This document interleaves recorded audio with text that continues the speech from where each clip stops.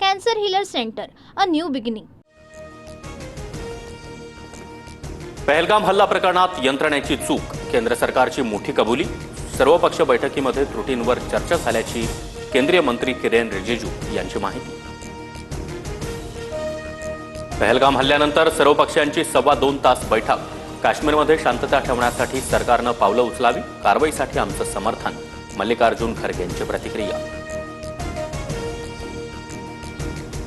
भारताकडून सिंधू पाणी करार स्थगित. पाणी थांबवणं म्हणजे युद्धासारखी कारवाई असल्याचं पाकिस्तानचं मत.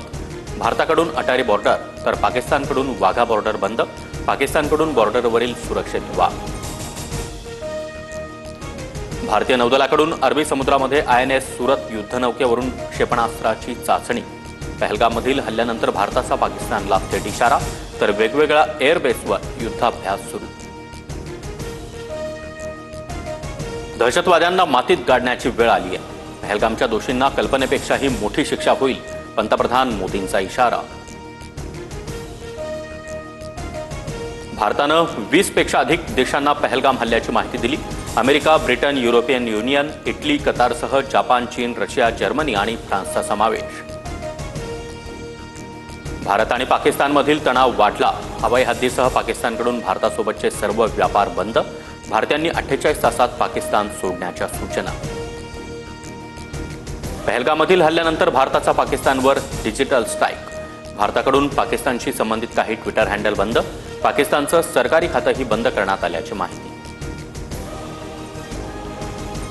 पहलगाम हल्ल्यामागे पाकिस्तानचा हात. केंद्र सरकार आक्रमक. कोणत्याही पाकिस्तानी व्यक्तीला भारत व हद्दीमध्ये प्रवेशाला बंदी. पाकिस्तानी नागरिकांचा व्हिसा 27 एप्रिलपर्यंत वैध. मेडिकल व्हिसाही 29 एप्रिलपर्यंतच मान्य असणार. पहलगाममध्ये हल्ला करणाऱ्या दहशतवाद्यांचे फोटो समोर. 2 पाकिस्तानी तर 2 स्थानिक दहशतवादी असल्याची माहिती.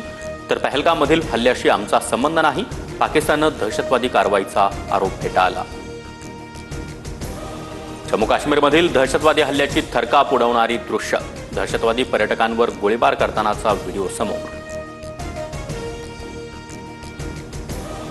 श्रीनगरमधील BSF जवानानं चुकून पाकिस्तानची बॉर्डर ओलांडली. जवान पूनम कुमार पाकिस्तानी सैन्याच्या ताब्यात. जम्मू काश्मीरमध्ये अडकलेले 500 पर्यटक विशेष विमानानं महाराष्ट्रात. तर उद्या जम्मू काश्मीरमधील 232 प्रवाशांना विशेष विमानानं आणलं जाणार. कोल्हापूरच्या कागलमधील मेंढपाळ बिरदेव डोणेंचं UPSC परीक्षेमध्ये घवघवीत यश.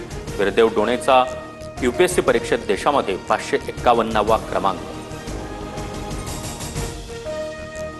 सरपंच संतोष देशमुख हत्या प्रकरणावर 7 मे रोजी पुढील सुनावणी.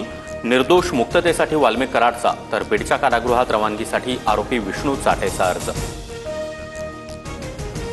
विदर्भात उष्णतेच्या ऑरेंज अलर्ट. चंद्रपुरात देशातील उच्चांकी 45.8 अंश सेल्सिअस तापमान. तर मध्य महाराष्ट्रासह मराठवाड्यात उष्ण आणि दमट हवामानाचा अंदाज. जळगावच्या सराफा बाजारामध्ये सोन्यामध्ये 2,500ची घसरण. सोन्याचे दर GSTसह 99,000 रुपयांवर. गेल्या 8 दिवसांपासून सुरू असलेला सोन्याच्या भाववाढीला काहीसा ब्रेक. भारतीय क्रिकेट संघाचा मुख्य प्रशिक्षक गौतम गंभीरला जीवे मारण्याची धमकी. ISIS काश्मीर विरोधात तक्रार दाखल. आय किल यू अशा धमकीचे 2 ईमेल.